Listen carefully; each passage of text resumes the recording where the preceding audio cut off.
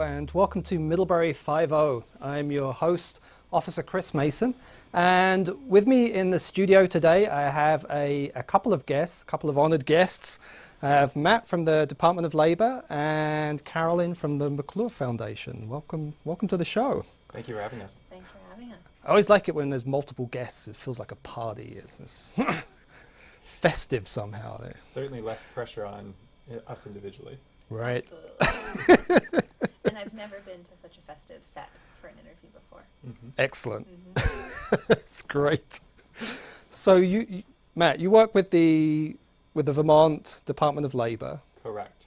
Can you tell us just what is the Department of Labor? I have some associations with labor. I grew up in England. Mm-hmm. I don't know if you could tell from the accent. So the word labor, it has a lot of connotations for me. I grew up in the 80s, so I think, Margaret Thatcher and the struggle of the coal miners. Yes. Yeah, that's what it brings up for me. But right. I actually, when I got the job at Labor, I looked up what it meant in the dictionary, and they come up with words like toil and struggle.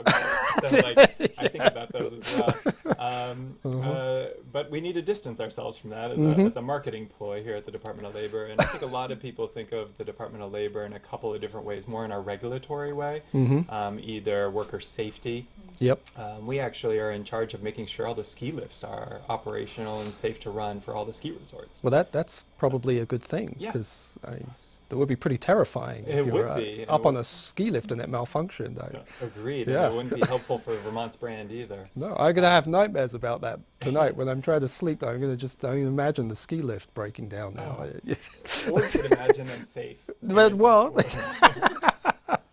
when I wake up, that's how I'll comfort myself. I mean, I know Matt is keeping them safe for me. In addition to safety issues and workplace safety, we mostly associated with unemployment insurance, which is a big role of the Vermont Department of Labor. But there are also two other roles which we have, which are reemployment services through our Workforce Development Division. We have 12 career resource centers spread across the state. We have one right here in Middlebury, right across the street from the A&W. Anyone can walk in during business hours, get help with a resume, get help with interview techniques, learn about employers that are hiring in the area, any sort of reemployment services where they could want to learn about training opportunities available to them. My role within the Department of Labor is I'm an economist. I actually work in a very small division called Economic and Labor Market Information, and we are state partners to the federal government where we produce data to help inform Vermonters, businesses, elected officials, career seekers about economic trends related to the Vermont economy. So we produce the unemployment rate, the monthly jobs report, and we also produce occupational data, which is what we're hoping to talk about a little bit today. And how is the unemployment rate in Vermont? It is very low. We've been in the top 10 for lowest unemployment rate in the country for the last, I would say, 3-4 years. We're just over 3% unemployment. Wow. In most economic conventional wisdom, they consider 5% to be full employment. So we are below full employment. And there's certainly some challenges as far as our demographics, both in Vermont as well as the United States. Sure. So we're going to talk about worker supply and the tightness of our labor market. Because we have such a low unemployment rate, we need to figure out how to make sure we're using the available labor to the best possible, highest value. Right. So, Carolyn, you're with the Mcclure Foundation. I know it's not its full name, but can you talk to us about what the Mcclure Foundation is? I'd be happy to. So, excellent. The Mcclure Foundation's full name is the J. Warren and Lois Mcclure Foundation. Right. And it's a statewide foundation and grant maker that's based right here in Middlebury. Its board and its staff envision a Vermont in which no promising job goes unfilled for lack of a qualified applicant, which is why I'm sitting here today with the economist at the Department of Labor, right? A very similar vision, very similar goals. Sure. But the Mcclure Foundation is one of the many hundreds of funds and foundations established at the Vermont Community Foundation, which is also based here in Middlebury. And so it's partnered with the Community Foundation for over 20 years. And since 2008, they've focused exclusively on access to college and career education, specifically for high school students from low-income families, high school students whose parents maybe didn't go to college, working adults, veterans, And since 2008, the Mcclure Foundation has awarded over $3 million to nonprofits and schools and counseling organizations in Vermont that are working towards that vision. That's great, and very close to my heart. I grew up in a working class family, very poor family, state housing, and certainly my parents had not gone to college. It was not a college family, and I think it was not anticipated that I would go to college, but ultimately did. It was a wonderful experience for me. So. And what was your decision-making process to college? Really, I didn't want to work. So that was really the crux of it. The alternative was to get a job, and I wanted to put that off as long as I possibly could. So college was my best option. I was very fortunate when I went to college in England. I think it was the final year that they had grants. So they paid me to go to college. Wow. Yeah, the English government paid me to go. They gave me a small stipend.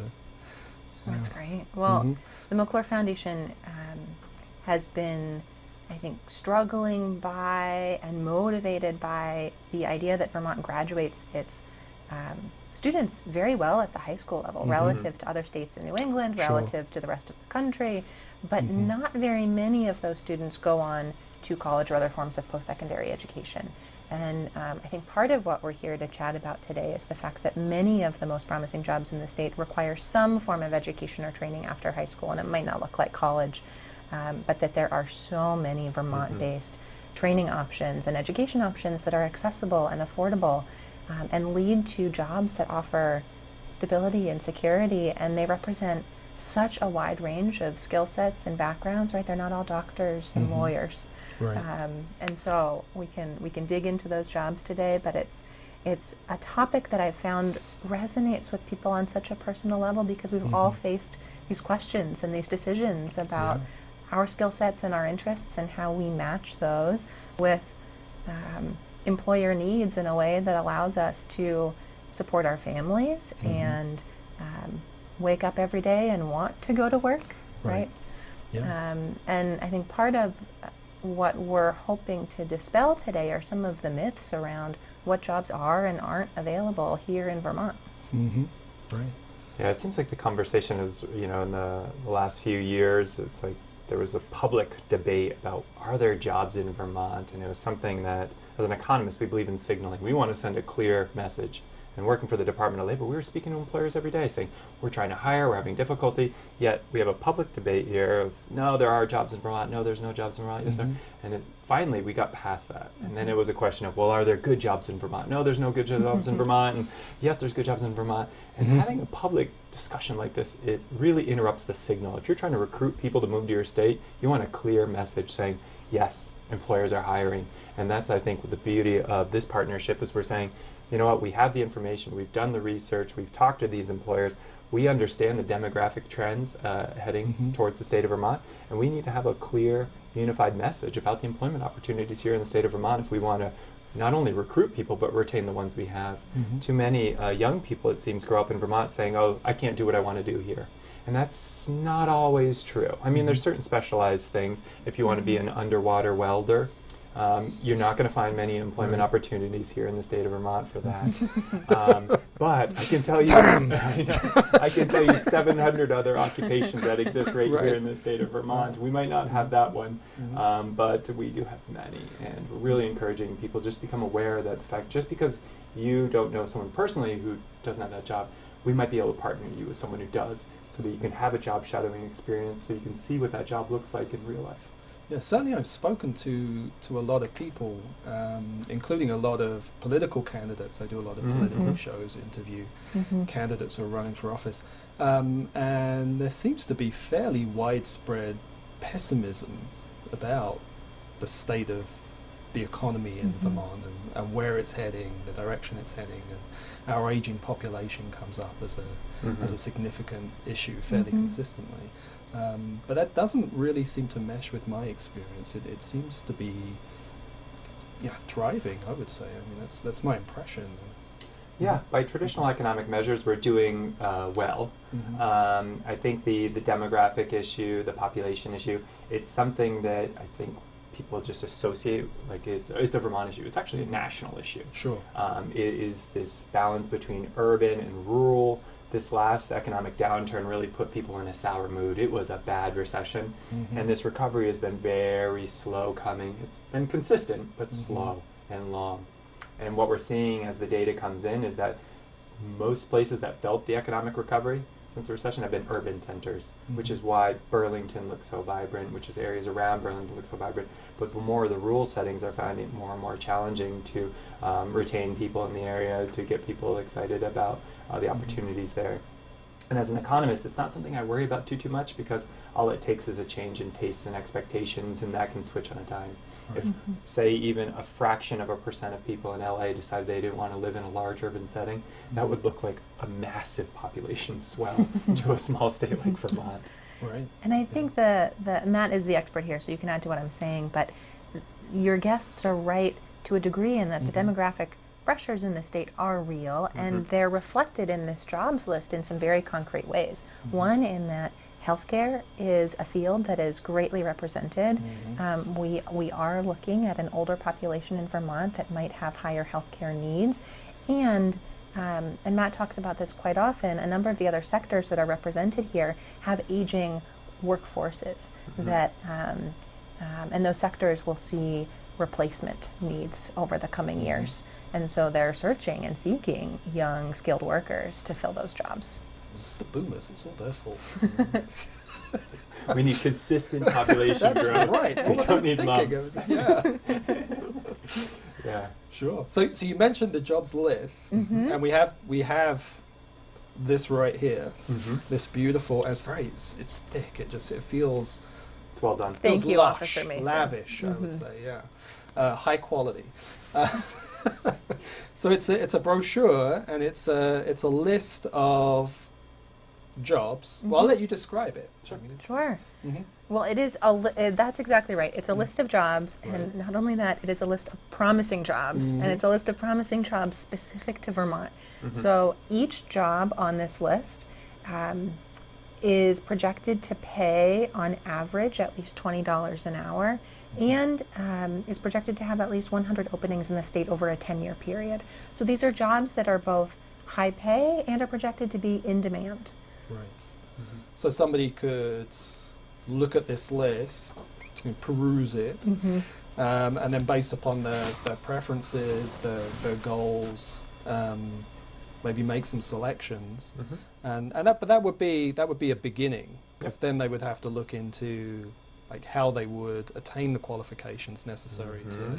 What a good question, Yes. Officer Mason. So that is a question we've received before, and so in this iteration of the jobs brochure, and I should mention that we printed 55,000 of these, which is almost one for 1 in 10 Vermonters, right? And 25,000 are already out the door. So we know that students and job seekers are already using this. It's already a conversation starter in middle schools and high schools and at the Department of Labor's career centers.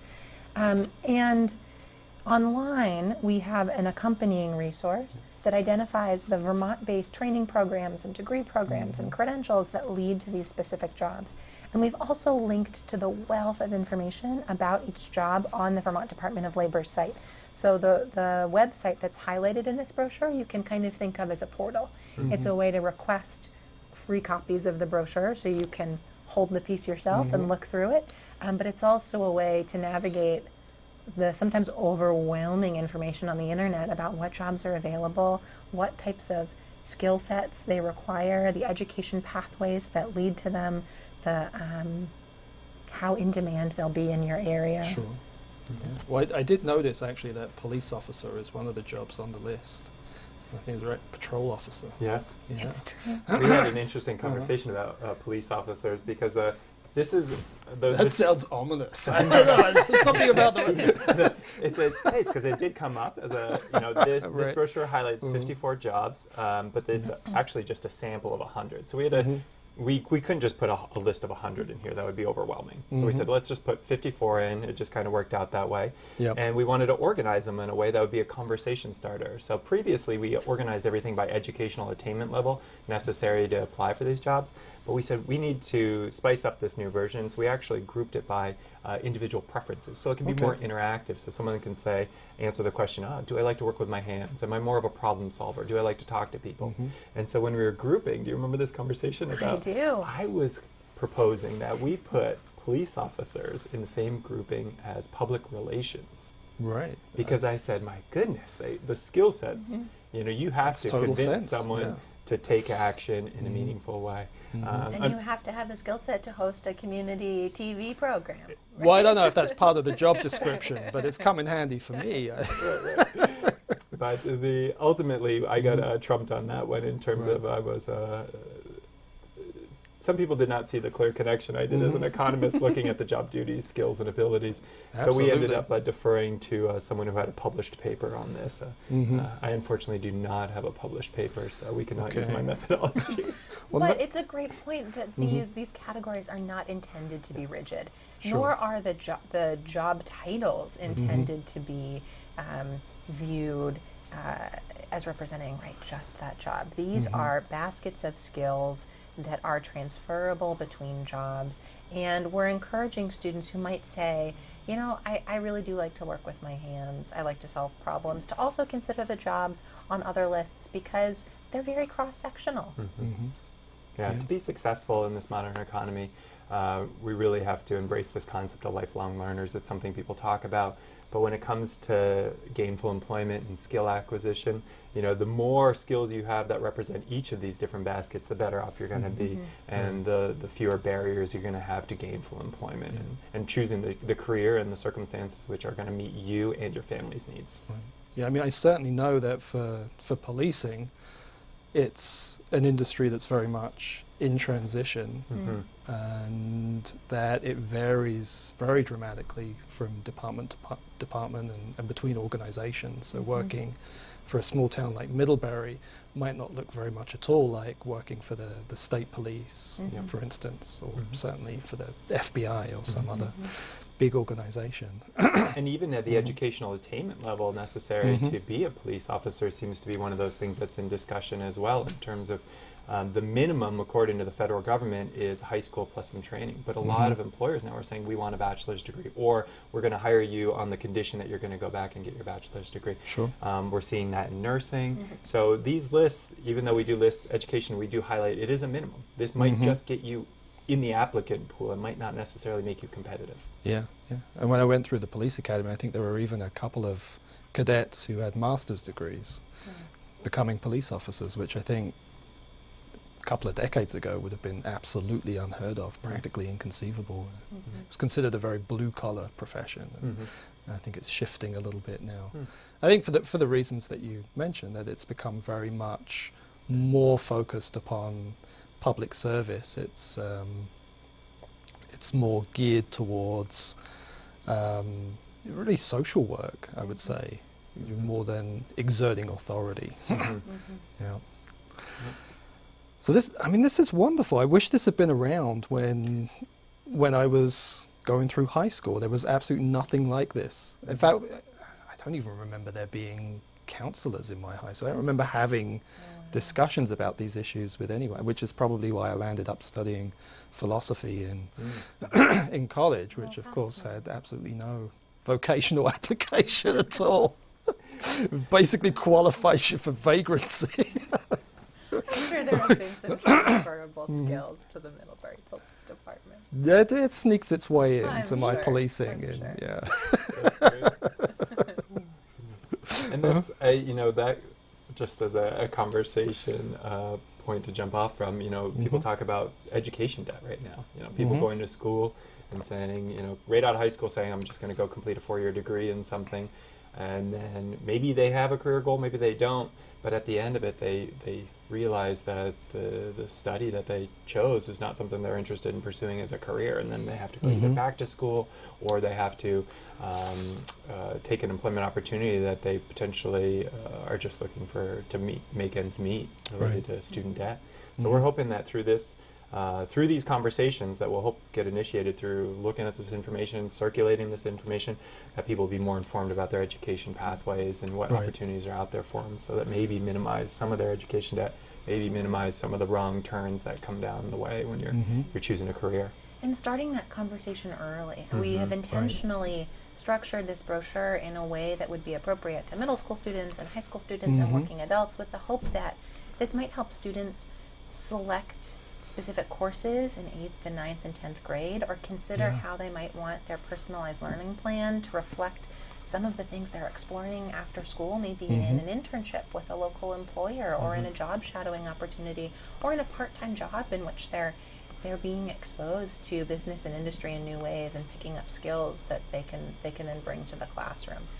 We're also hoping that colleges and universities take this information and maybe it helps them decide what type of degree programs and majors to offer, so that their job placement rate in Vermont can grow. Right, sure, yeah. I mean, I think if I were a high school student looking at this brochure, one of the things that I would take away from it was a profound sense of hope.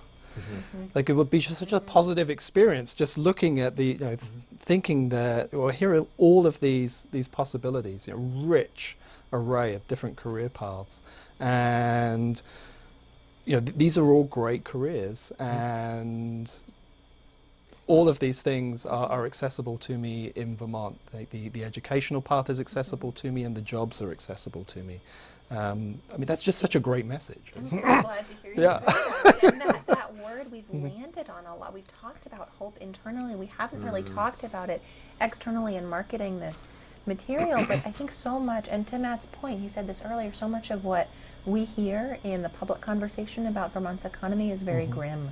And this data is a more hopeful take on Vermont's reality in ways that I hope will inspire young people and maybe see themselves as either college going or worthy of investment in post-secondary training after high school, because it really is a gateway and a pathway to landing some of these really promising jobs that might require a 2-year degree, might require a registered apprenticeship, might require even training that their employer would help them get, whether it's on the job or off the job. So. There seems to have been, I don't know if you'll agree with this, but to me there seems to have been a cultural shift, I would say, has occurred over the last couple of decades or so. Where I feel like when and it may just be a reflection upon me, but when I went through school, I didn't have a very positive attitude towards work, which is, I describe my motivation for going to college, kind of. But I saw work as very much drudgery, just something that you have to grit your teeth and get through, but not something that I would ever enjoy. I mean, there were things that I could do which would be worse than other things, but it was a necessary evil, I guess, in my mind. And when I speak to people now, when I speak to young people, people at the high school, I work in the high school, so I have a lot of connection with young people. When I speak to college students, I have a lot of college students on the show. It seems like they have a very different attitude towards work now, and for a lot of them, the notion of work, the notion of a career is bound up with their identity. They think of it as a path to fulfillment. Like, for me, it was something that detracted from my path to fulfillment. But I think more and more, young people are starting to regard a career as an avenue to self-actualization. I've actually read some research on that, especially the generation, the millennials specifically, and how to motivate millennials. Like, because it used to be that you talk to people about big salaries, right? And that's not something that motivates the current generation. They're looking more for that fulfillment, that purpose. It dovetails with their interests, and they're looking to have that work-life balance be more front and center than I think traditionally what we have. And much more social conscience. When I speak to young people, I mean, I was so egocentric when I was growing up, and you speak to college students now, and it's like, oh yeah, I founded this NGO in Africa. I think, oh my God. It is amazing. And I wish we had more of those young people doing that, because unfortunately the data is showing that the labor force participation rate of young people has been declining for the last 5 years. The federal government projects that on the U.S., this is not just a Vermont trend, this is a U.S. trend, that labor force participation rate is going to continue to decline for young people. And for me, I had a part-time job when I was 16, and that kept me out of a lot of trouble, I'm sure. I wondered if you would agree, like idle hands. Well, certainly boredom. I think boredom is a very powerful negative influence upon young people, and something that they tend to be pretty susceptible to. I know I was when I was young. And on the positive side too, finding opportunities for young people to engage in their community is what provides that sense of self-worth, is what gives them connections, and is what might open doors for them later in life. So I have family in Vermont, but I didn't grow up here. I only moved here for college, and I went to Middlebury, and my path was not to stay in Vermont. I took Arabic. I majored in international economics. I was planning to move to Egypt. Happened to be around the Arab Spring, so it was not the best time to make that leap. But at the same time, for 3 of my 4 years in college, I was working as a case manager at the John Graham Shelter in Virgins, and that started this process of feeling very deeply rooted in Addison County. And when it came time to graduate, I recognized that I wasn't quite ready to leave, and that I had developed a real affinity for this community and wanted to learn more. And when a job opened up at the Vermont Community Foundation, I thought, first of all, there are jobs available in Vermont that allow me to help wealthy and generous people find and fund the causes they love. And I can walk to work and stay in my community and work on issues that are statewide that I really care about. Like, sign me up, right? And to know that there are so many Vermonters who care very deeply about their communities and are in positions to support their communities through time, talent, treasure, in ways that are public, in ways that are anonymous. I get to see that every day, and that's really inspiring. And so it's part of what is a personal motivator to find ways to connect young people who are maybe not feeling valued by their communities, or who are feeling bored in school or out of school, with opportunities that do open paths for them, because they exist in every town.